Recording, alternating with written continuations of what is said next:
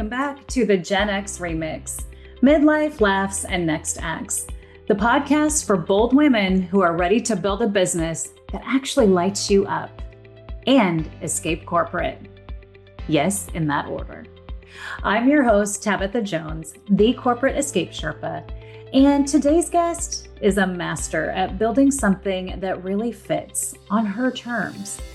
Jeanne Omlor went from deep in debt at 54 with no assets and 2 kids to support to building a 7-figure coaching business with no ads, no fancy funnels, and a 92% profit. In this episode, Jeanne breaks down the messy, honest truth of how she did it by talking to 900 people in 8 weeks, ditching perfectionism and staying relentlessly focused. We're going to talk about taking risks, setting boundaries, and avoiding that guru trap, as well as why messy, massive action beats overthinking every single time.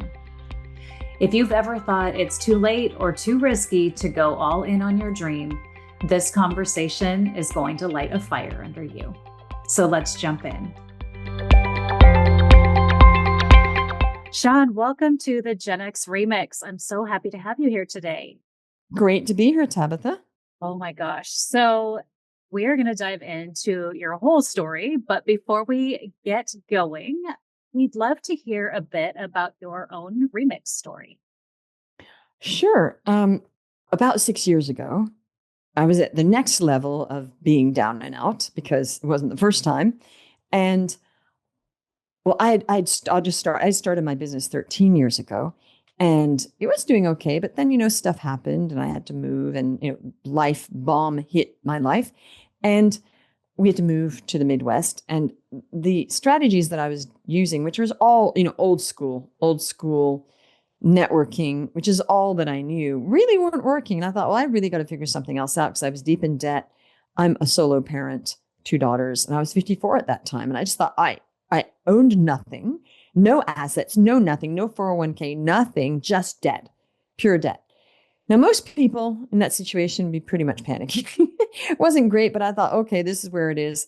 What do I do? So I figured, I thought I have to get online. I have to figure out how to get clients without running around and doing local clients. So I got online and I plunked down 10K on 3 different credit cards to do a program that I knew wasn't going to be great, but it was all that I had heard of at that point. And I thought I can't spend years just trying to find the perfect program. I'm just going to do something where other people are paying 10K.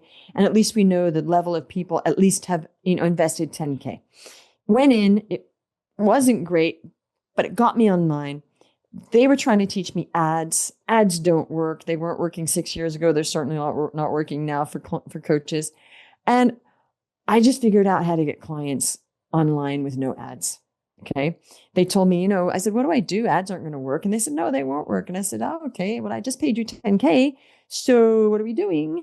And they said, just do organic. And I said, is that like carrots? And they said, no, it's not like carrots. I said, what is it like? And they said, well, you can get clients with no ads. I said, no way. Really? They said, yeah, it blew my mind. I thought I can get clients online without paying for ads. Tell me about it. Where are those trainings? They said, well, actually, there aren't any trainings. I said, okay. What do I do then? Go talk to people. That was the answer.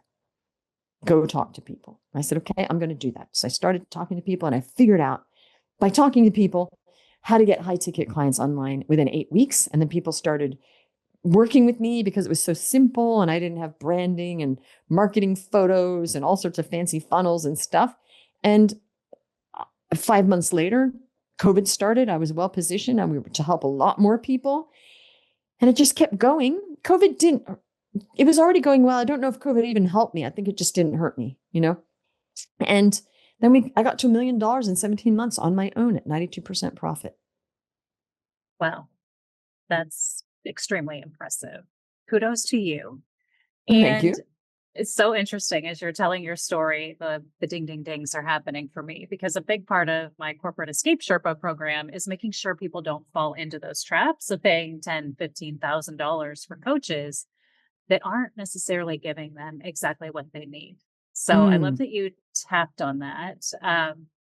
Ads are interesting. I know there are people who believe in them, but I did notice the people that are using them and actually making money at them are spending a lot of A money, lot which of is money. more Yeah. than most new entrepreneurs are Yes. willing to invest. Right. I mean, some of them are paying $1 million a month. We're talking about, the big people. Now, I will say something that I don't agree with what people think about most things, actually, I'm realizing. But what I mean is, I don't regret paying 10K. That was the right thing to do. Because, see, we all think that we have to get what we want to get out of things in the way that we want it. And that is not life. So I'm grateful that I did that because it worked and it was the right thing to do. And I got something different out of it. So do I have regrets? Oh my, no, I am so basking in gratitude that I picked that particular program because the people in there were very supportive. And my whole thing is we are so set on this is exactly the way things have to happen that we are not open to a different way of something working, even though it might look bad to other people. So I was basking in gratitude. And also the fact that there was no support showed me a lot. It showed me what I should be doing in my program. And I have no problem with those people and that I paid them because it worked. Why would I be ungrateful? And by the way, a lot of people in that program ended up hiring me because they saw that I had something else. So I am so grateful. And that is why I would say it was the right thing to do because I make lemonade all day long. And that's what we should be doing. We should really, and I like addressing this because we should really just say, what can I get out of it? Whatever that is, I'm just going to get that out of it. Even it's not what things are never perfect. Life's not perfect. We need to just make lemonade all day long out of lemons. That's my goal. I love that. And I've always said in my corporate career and in the coaching space, whatever it is, there's a lesson. It's a lesson of what to Mm-hmm. do. It's a lesson of what not to do. It maybe drives you to the right people, which in your case sounds like that was a really great benefit and just an organic way of building your client base. And I love that so much for you. So you became $1 million coach very quickly by, general terms of people that I've met along the way, which is very inspiring. Tell Mm-hmm. us a little bit about what you did that was different and how you got into motion so quickly. Okay. So actually, it wasn't quick because I'd already been a coach for 8 years. So it was 9.5 years. Get it? So it was quick from the pivot. Not the pivot. Actually, it wasn't a pivot. Well, it was a pivot actually, because I wasn't just coaching coaches and consultants. From the new strategy, let's just say, of getting online, sure, it was quick. However, I had 8 years, just really struggling because I didn't have the right strategies that were going to really build it. And actually, the one regret I have is that I didn't get online way sooner. So now what was your question? Because I forgot. What you did, like what was your method? What was your strategy that worked so well for you? And so we'll clear that up Mm, after the 8 years as you yes. went into this next phase. Really, what was it that you were doing differently? Well, first of all, I was online. That was different. Okay, so it's like you're in water or you're not. Now I'm in water and I was on land before. That's the difference, really. Okay. Yeah. So then I'm there. Now a lot of people are online and they don't know what they're doing. I know this because I've spoken to thousands of people and we've had 600 clients at this point. So I kind of know this space like the back of my hand. It's just like the back of my hand. So what I did, which actually I was doing offline, but it didn't work offline because there wasn't the critical mass of people. What I did was I figured out something that worked, and I did it over and over and over and over again. I focused on something that worked, and I sold the same thing over. So what I did not do, let's talk about what I didn't do. Okay. I didn't get online and go, oh, I'm just going to do this once or 3 times. If it doesn't work, it didn't work. That's what I didn't do. What I did do is what I've always done, and that is be a beast. Because I was a beast offline, but that wasn't even working, even with me being a beast. I was like, wow, this isn't working at all. So I did not give up. I just kept talking to people, then one more, then one more. Actually, Ed Milet wrote a book recently about this. Just one more. I think it's called One More or something. And it wasn't, oh, I did this 5 or 6 or whatever number. It was, this has to work. because I have no option anymore. I can't get a job. I'm in deep debt. The offline didn't work at all. What do? I need to figure this out no matter what. So there was no option. There was a lot of stress involved. This was not easy. I was a basket case just trying to figure this out because I thought, oh my gosh, what if this doesn't work? I wasn't sleeping. I was working nonstop, just trying to figure it out. So what I did is I spoke to 900 people in 8 weeks, 900 people on Facebook, figuring out what they needed, conversations, just having conversations. And you know, it's brilliant. What's brilliant is we have access to people like we never did. You could never do that. You used to have focus groups in the past, right? It's brilliant. I thought, wow, this is actually a gift. I can actually talk directly to my market. That's a gift in person. I don't mean with ads. And I was figuring out what people need. And I thought, hallelujah, I know exactly what they need. They need to get clients because nobody's getting clients. They're all lying or pretending or, you know, feeling bad about themselves or in denial about it. That's universal with coaches, especially. Okay. So what I knew is, okay, we have a market here that is desperate for clients and they don't know how to get them. And they're paying all sorts of digital marketers, hoping ads are going to work. They were lost. I thought, I'm not lost because I'm figuring this out right now as I'm doing it. And of course, the first client was that weird thing because I hadn't had a client yet doing it, right? And he said, have you done this before? I said, no, you would be my very first client. He said, you know what? I like that you didn't lie to me and I'm going to hire you because me and my wife really like you. Started coaching him and he immediately got a 30K client immediately. He said, wow, just the energy of working with you got me a 30K client. So that was my first testimonial. Okay. And then I just started getting a flood of clients because I think what people liked is what else I did do. I didn't fake. I'm not going to fake. So it's not me.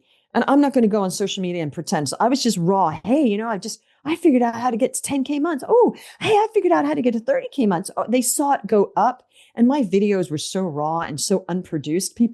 They said it was so bad, it was endearing. Okay. And that was it. I wasn't going to fake. And I didn't get photos, like new photos for years. And everybody's like, why are you in your car? I'm thinking, well, there's a skylight in my car and this very flattering light. So that's why I'm in my car, actually. And I was like, I'm making millions of dollars. Who cares? Then I eventually did get some photos because I wanted some new photos to use, you know, that looked more current and more professional, but I don't get photos all the time. So that's what I did. I was just there myself, raw, telling the truth, very raw. What's going on now? How you do this, telling people exactly how to do it and just being real and numbers, talking to a lot of people, hearing what their problems were. Okay. And they could, you know, people can tell when you're, you know, sometimes people think you're just spamming them, but I was not. And then, you know, they're like, I really like you. You're actually asking me questions like you care. And I just figured out a system and I did it over and over and over and over again. That's all. That's awesome. And I hope our listeners are taking this away because what happens is a lot of people get kind of stuck in that it didn't work after I did it 3 times. So I started doing something else and that didn't work after 3 times. And so I started doing something else. I myself totally have been guilty of it. So I try to help clients not do that. But sometimes you just feel like, man, is this thing on? I constantly tap in the microphone. Like, is this thing on? Mm-hmm. The fact that you stayed in the discipline and just kept sending your message and being authentic about it and not overthinking it from the aspect of, oh, this isn't polished enough. I can't put it out there. Mm-hmm. You just were taking action. Mm-hmm. And massive, messy action. Sorry, I hate to interrupt messy. you. Yes. That's what MMA, massive, messy action. That's it. It's so huge because a lot of times we won't even take that first step. I'll work with somebody who wants to leave corporate. She wants to start a business, but there's always an excuse for why we're not taking one little tiny step. Like you don't have to come in and be perfect. You don't have to be polished. You can drop an F-bomb and somebody's not going to lose their mind. It's going to be okay. But if you're not taking that action, you're not going to get anywhere. You're going to be in that same spot 1 year, 3 year, 5 years from now. And then eventually, potentially looking back, going, why didn't I start that thing? Why didn't I just do that one thing? So inspiring to hear that. And then the success with your first client. Again, that honesty is so important. And I also feel like that's missing a lot in the coaching space. It's missing in business in general. Yeah. Just portraying something that's not a thing, right? Look, that's not a thing. It's you know what? I get it. However, it's harming you when you are you I can't live a lie that I'm pretending I'm and people could tell because they saw it going up and they could see, okay, she's reporting it. It makes sense, right? Um, but that's not going to help any human being to pretend there's something just to get clients, because you can't feel good about that. That's living a lie, right? You're better off not stating things and pretending and just being humble about where you actually are, even if you're not saying, hey, everybody, I'm not getting any clients at all. You don't need to tell people that, but you don't need to pretend you are getting clients if you're not. Just don't say anything. Just go get the client, for goodness sake. Then you can start, getting the testimonials. Now, people say, oh, Jeanne, it's so easy for you because you have all those testimonials. But did you think I started with all those testimonials like that? No, of course. I started with none. No testimonials. I built that up over time. Now I have hundreds. Yes. Is it easier? Of course, because it's irrefutable truth. Facts that people are saying this works. They're saying it. I'm not. But I didn't start with that. People always look at people that are further ahead of them, but you have to start somewhere. And that is usually at zero. Always at zero, actually. True. So true. Did you find yourself comparing yourself to others in your field along the way as you were trying to find your way? You know what? When you are stressed out and you are a solo parent, you do not have time or energy for that. You just can't. I was very aware. This has to work. Head down. And people will say, "Oh, there's really coaches that do what I do." Okay, I wasn't aware. I didn't care because it didn't matter to me. Here and there, sure, I'll see coaches and I'm like, "Oh, that's pretty good stuff. It's normal." But when you have your back against a wall, you don't have that luxury of looking around. It was head down. All I cared about was making it work so I could feed my kids. That's it. That's survival. And it's working great. And all this noise, you should be doing that. Nope, I'm good. You should write a book. Nope, I'm good. You're not. Nope, nope. Unfortunately, eventually I did run ads. They did not work. It was a lot of work and time and 100K lost. Thinking, well, maybe it'll work now because I've already made a lot of money. They still didn't work. But it's good I did that again, because now when my clients come in, I can say, you know what? I spent $100,000 in ads and I tried all sorts of different expensive and not expensive digital marketers all over the place. It didn't work. And they look at me and think, oh, if it didn't work for Jeanne with 100K, why would it work for me with, 5K, right? And it's not even, it's just doesn't work for anybody unless you have a huge budget, right? Absolutely. And I love what you said about, you didn't have the luxury of time of looking up and comparing yourself to other people. Right. I encourage people to not compare themselves to other people, though it happens sometimes. Early on in my coaching journey, I would have friends with great intentions that would send me these great reels or TikToks or whatever posts from these people. And I was like, oh my God, I'm never going to be as good as that person is. How did they even come up with that graphic? Like, I'm not a graphic designer. And then as I started getting deeper, I stared realizing, one, I need to ignore all the other noise because that's not about me. The people attracted to that person are not going to be attracted to me. I'm not that Right. put together and polished and graphically design inclined. Mm. But, being able to tune out that noise, because that comparison steps in for a lot of people and it will slow them down. It's like, well, I need to be doing Yes. this. But what you don't know about that guy there that's doing this great thing is that they've been in business for how many years? How many team members do they have? How much do they pay out in payroll? You're not there yet. You'll get there. Just give it a minute and Right. stop, put those blinders on. Look away. And it's irrelevant Yeah, because you're you, I'm me, you do you, I'll do me, right? Like exactly. it's not, it's human to compare, but people get into this comparison game that's just, it's damaging for them. Like, just do well, do your best. And, it's like saying, well, gee, what? I'm not Jeff Bezos. Oh my gosh, I'm not a billionaire. So what? Right? People have to figure out what they want for themselves and go for it, regardless of other people. Okay? Go for it. You want something, go for it. Just because there's somebody else that has prettier graphics or has more followers, or you don't know the real story behind that. And again, it's irrelevant, right? It's how are you doing for you and what do you want? Now, if you want to get to 100K months and you truly want that, then Do it. And then don't pretend that you're okay, you're not getting it. Okay? Because that's the other thing. Well, I really want that, but I'm going to pretend I'm okay making 5K. Well, that's also bad. You really, and I'm not saying you should want 100K. Let's just say you want 100K. You want to get it to that. Go for it. Go for it. Figure that out. Get help. Don't then lower expectations by saying, oh, well, I never could have gotten that anyway, because then you're giving up as well. Never give up. That's so important. So listeners, hopefully you're taking notes and wrote in big letters, never give up, because think about how many people are just on the cusp of something and they give up. In my space, they're like, I've got to go back to a corporate job. I've got to, hey, like, I get it. But what if, we look at these things and there's always something you could be doing to cause that shift. One of the things, as I was preparing for a conversation, I know you mentioned values. And in the coaching space, I mean, money's great, right? We all have our financial goals, but our values are really core to our businesses, ourselves, how we do our work, and it really shows a lot about our gifts and what we're focused on. What are some of your values that you feel have pulled you through and helped you maintain this level of discipline and success? Well, I'm not always that disciplined, okay, because we're human. And I think it's sometimes good to give yourself a bit of a break and break the discipline here and there, because otherwise we're robots. And I think that's been good for me, that I'm disciplined. And then I'm like, you know what, this week I'm not going to be that disciplined, right?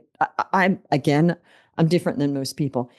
The one thing is, well, first of all, I work hard. I just do. Do I work as hard as I used to? No, because I have a bit more help, but I'm still, actually, I don't work that hard compared to what I used to do. Okay. It was really hard before. I work as hard as I want to. I'm still working hard. Okay. So I work hard. That's a core thing. Am I killing myself? No. Do I try to leverage? Yes. Okay. That's one. Number two, ethics. Folks, you cannot like yourselves if you're half lying, sort of lying, kind of lying. It's lying.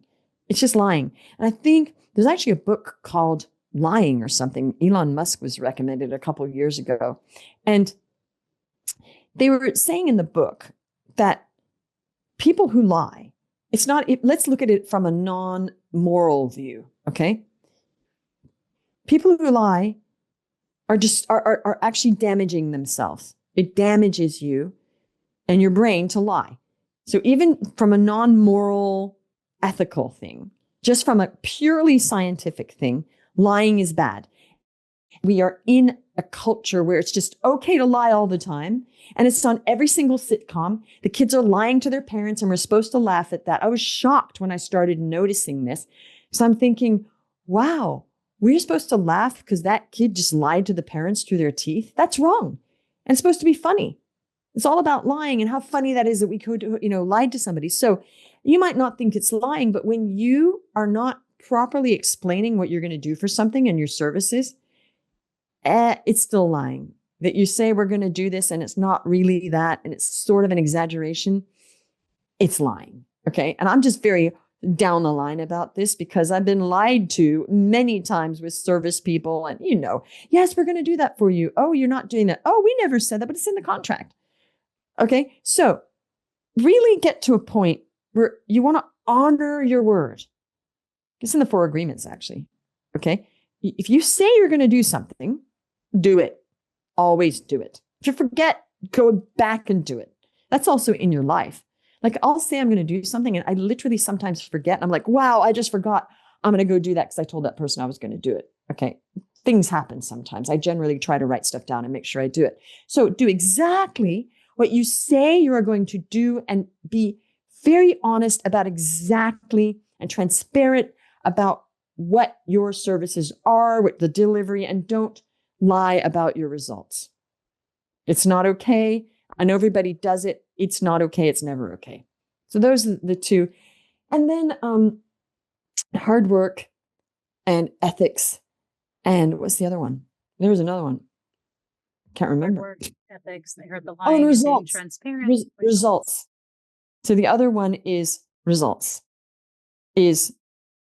That's all that matters to me with my clients is getting results. That's the value. We get results. That's it. I love that so much. One of the things that I've found happens with people newer in the entrepreneurial space. I tripped and fell in this little puddle not too long ago, but the results piece is so important, right? We want to create that transformation. We want our clients to be thriving and happy and getting what they paid for. And sometimes we'll have someone who says, well, I like what you're saying, but I don't really want all of that. Here's what I Mm, want instead. mm, And what I found, and this has happened to me, like I said, personally, it actually just happened again recently, which it really needs to stop happening at this point. mhm. But I went ahead and I said, well, oh, okay, we can do that. Oh Yep, no. that'll work. We can do that. It Mm, ends up being so much more work for me mhm, to get to where the client wants to be mhm, because it's so customized and just mhm, not something that I mm, can necessarily solve, right? It ends up mhm, where I'm more of a sounding board versus truly a coach and getting to that solution. mm, And I see this happen, like I said, with people newer in the coaching space. We just want to get that first client. We just want to do the thing. But the problem is, I said I found myself here again recently. You can't deliver that result. And it's frustrating and it's exhausting. And it'll make you just kind of beat yourself up mm. because you find out you're out of alignment with Yes. yourself, out of Yes. alignment with your values, out of alignment with what you want to Mhm. deliver. So, Right. Now, when you uh, first start so coaching, good. the joke is they have a pulse, coach them. That's the joke. Okay. And when you just want to get clients, sure, at first, great. But once you've been doing it a while, like we have certain things we deliver. Some of it is custom because some people, like I have a year program, and in that, if people want a podcast, we'll help them get it up. We're not going to produce it, but I'll help them coach them and get it up, and I'll help them monetize it real quick. Okay. Some people don't want that. So they're like, no, I don't want that. I just want this other stuff. So there's a core of what we do, which is getting clients online. But then there's other things that are kind of customized, but it all works. Okay. But somebody wanted me and we have group and we have one-on-one. She wanted me just to do one-on-one with her, and she thought it was going to be cheaper. And I said, why on earth would that be cheaper? You want me to give you more coaching and just what you want. And they know it shouldn't be cheaper. I said, well, that's actually my 250K offer. So if you want just one-on-one for a year, you're going to pay more, not less. Oh, but it's this kind of disingenuous thing where they think that they're going to trick you into thinking that's less work. We all know that's more work. Well, how about if I just don't take the group, which is the easier part, right? And I'll just take your one-on-one and it's going to be cheaper. Why on earth would that be cheaper? So I said, no, I'm so like, I said, nope, that's not going to work. I said, if you want to do my one-on-one, you could do the 250K for a year. Oh no. I said, yeah, see, that's more. Oh, okay. And then she didn't work with me at all because she was just trying to get one-on-one coaching for very cheap, basically. Make sense? It Not, absolutely again, does. it goes both ways. It goes both ways. When you are dealing with a person that you want their help from, don't treat them poorly and try to nickel and dime and try to get them to do more and pretend it's a deal because they're smarter than you are and they know their offer and they're just thinking, oh, brother, oh, brother. I didn't take her at that point. I no longer took her seriously as a business person because you just don't do that's not kosher, right? You just don't do that. So at that point, they don't understand. You're ruining your reputation as a professional when you do ridiculous, disingenuous things like that. It's not okay. And it's very annoying, And I just said, no, I shouldn't have had to say to her, no, it's not going to be cheaper if you only get one-on-one because clearly she'll be doing only one-on-one. It's going to be cheaper. And no, it's not going to be cheaper. She already knew that. But don't do that. People, please act like professionals and adults that are reasonable. There's so many unreasonable people out there that are trying to get stuff and hoodwink the coach. And you have to just say, no, that's not what I do. I'm sorry. That's not my offer. Maybe somebody else would do that, but I will not do that for you. Boom, done, right? Exactly. Gosh, so many powerful nuggets in that just Mm. blurb there. Thank you. So tell me, when a client comes to work with you, what are their general struggles or their concerns, and what solutions do you offer? Okay, the number one problem They don't have enough clients. And if they are getting clients, it is in a random style. It's that somebody met them at a networking event and they got a client. And this is what I used to do, by the way. I'm not criticizing. It was broken, right? And then, okay, but there's no system in place for a steady stream of leads. And every single business in the world, no matter what that business is, has to have a system in place for a steady stream of leads. This is universal for anything. Shops, coaches, services, SaaS companies, you name it. Electrical companies, they need a system in place for a steady stream of leads. And they don't have it. It's random. I got this there. I was talking to my friend, and it feels bad because we know you can't just get a system and start building and then scale later. So I say build and scale later because people are very confused about what those words mean. Scaling is not what people say it is. It's not. That's later. Building comes first. Scaling is making the most of what you have later on. Then you're like, okay, we have all this in place. How do we scale this with what we already have in place? That's scaling. Okay. Building comes first. People are trying to scale. I'm like, how are you going to scale? You got nothing.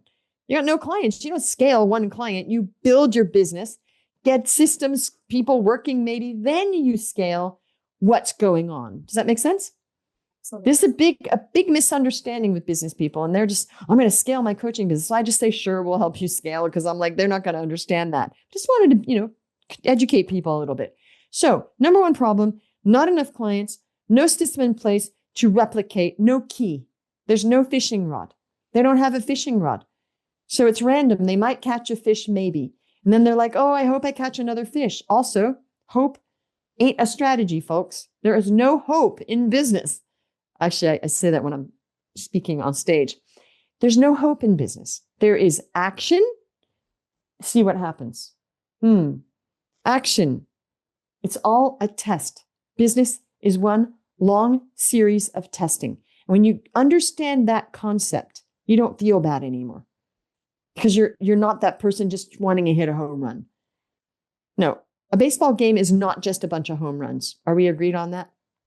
It's a bunch of stuff. It's mistakes, it's fumbles, it's getting to first base, bunting, it's all sorts of stuff, right? It's not just, we're just going to hit home runs all the time and then we're going to win that way. No. So it is, they don't have clients and they don't know how to get clients on a regular basis because there's no system. So we solve that by helping them get a system in place for a steady stream of leads and clients. High ticket, because high ticket is the way to go because you need to inject cash flow into your business. And that is really hard if you're like out there, like getting $100 here. It's also how they're bringing the money and it's so fragmented. Oh, it would stress me out. And when I first started it, I did that too. I wish I never did that. But, oh yeah, I got that one client to pay me $100 that session. Phew. Now what? And I got another $50. It's just so painful. This has to stop. It has to be, we have an offer and it's high ticket and I'm going to get a system in place and I'm going to be able to actually build this business to a sustainable amount of money. Most people want at least 10K months. Are you agreed on that? Absolutely. Right? 10K months. Yeah. You're kind of okay unless you live in California. That's kind of my joke. I do. Okay, and you need 20K. No, I'm serious. You need 20K in California, right? Okay. Yeah. Most people, 10K is kind of okay in America, right? But not California. All right. They need 20K. I'm serious. That's real. Okay. And there are other places where you probably need more like 10. But once you are making 10K per month, it's like, that's not bad, right? That's not bad. That's like what a pretty good job pays, right? So they don't know how to do that.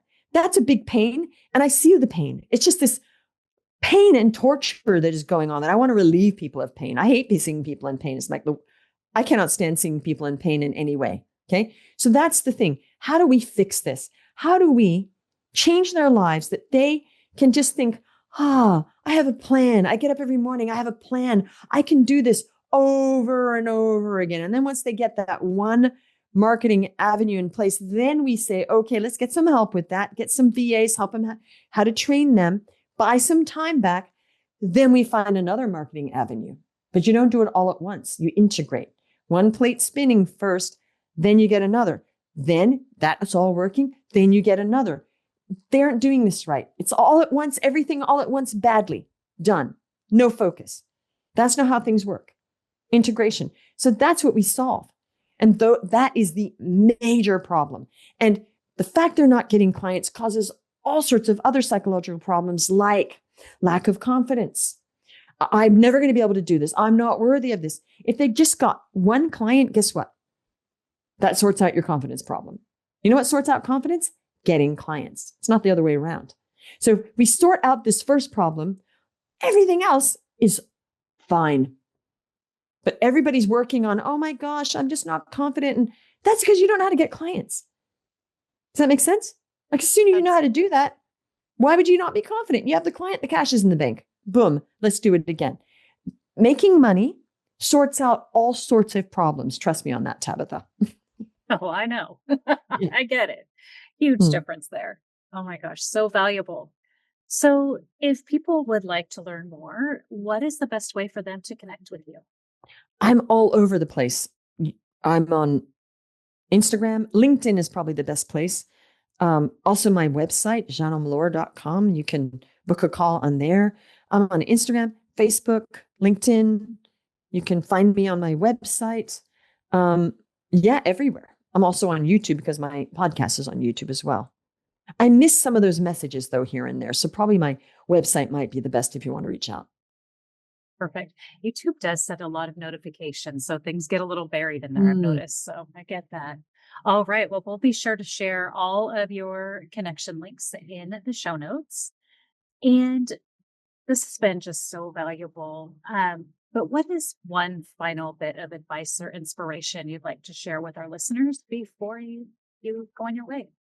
Despite what the world and everybody tells you and yourself, you are worthy and ready right now. Right now. You don't have to become better at anything. You don't have to become this or that or more worthy or wait till summer's over or winter's over or your birthday or Christmas because you will never do it. So if not now, when? That's the question I'll leave you with. That is perfect. Thank you so much for joining us today on the Gen X Remix. Jeanne, it was a complete pleasure. And I even took some great notes of a few things that I've learned. So I hope that our listeners are feeling really inspired. Thank you. You're so welcome. It was a pleasure. Wow, that was a great remix. Oh my gosh. Jeanne Omlor dropped gold on building a business without the bullshit. No pretending, no over polishing, no quitting when it gets hard. Here's your reminder. You don't need a perfect website, a viral reel, or a $20,000 mastermind. You need focus, consistency, and the guts to keep going. If you want to learn more from Jeanne, connect with her at jeanneomlor.com or message her directly on LinkedIn or Facebook. We'll include those links in the show notes. And if you're sitting in your cubicle wondering if there's more for you, there absolutely is. My Corporate Escape Accelerator is enrolling now. It's a 6-month coaching container for bold women who are ready to build their escape plan before they quit their day job. Apply now and let's make your next act your boldest yet. Pop on over to corporateescapesherpa.com for more information, and I'll include the link in the show notes. Until next time, friends, ditch the doubt, trust your timing, take massive messy action, and remix your story whenever you choose. You're ready for more than you think. Take care.